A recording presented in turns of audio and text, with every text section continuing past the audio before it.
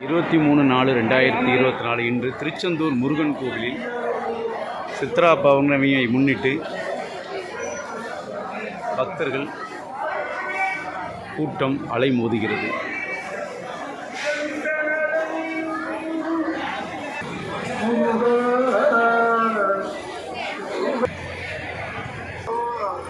திருச்செந்தூர் முருகன் கோவில் சுவாமி தரிசனம் செய்வதற்காக பக்தர்கள் நீண்ட வரிசையில் கொளுத்தும் வெயிலில் நின்று கொண்டிருக்கின்றனர்.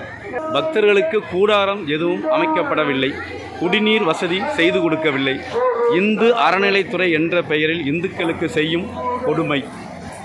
இந்து அறநிலைத்துறை அமைச்சர் சேகர் பாபு அவர்கள் அல்லோலியா என சொல்லி இந்துக்களை இழிவுபடுத்துடன் இந்து கோயிலுக்கு வரும் இந்து பக்தர்களை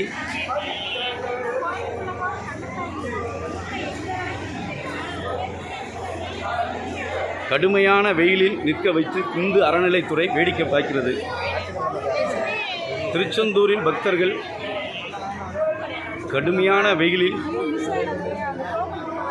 பல அடி தூரம் நின்று 1/2 கிலோமீட்டர் வரை பக்தர்கள் வெயிலில் நின்றுதான் சாமி தரிசனம் செய்ய வேண்டிய சூழ்நிலையை கோயில் நிர்வாகம் எந்தவிதமான ஷெட்டு அமைத்து கொடுக்காமல் பக்தர்களை அவமதித்திருக்கிறது.